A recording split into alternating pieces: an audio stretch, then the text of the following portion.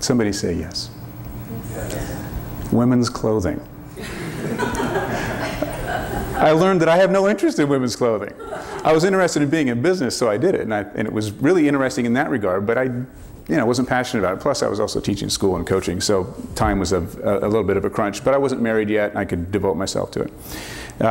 Then I worked in Iowa for a while. I worked as a CFO in a venture capital company, and then started my consulting business in Iowa, and eventually moved back here in December of '06. High school in Madras, Oregon. How many know where Madras is?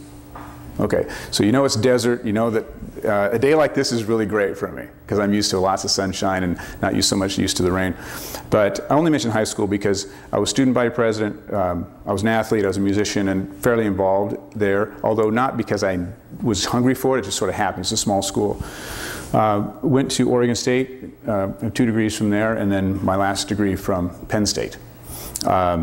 And then I would also consider as education flying.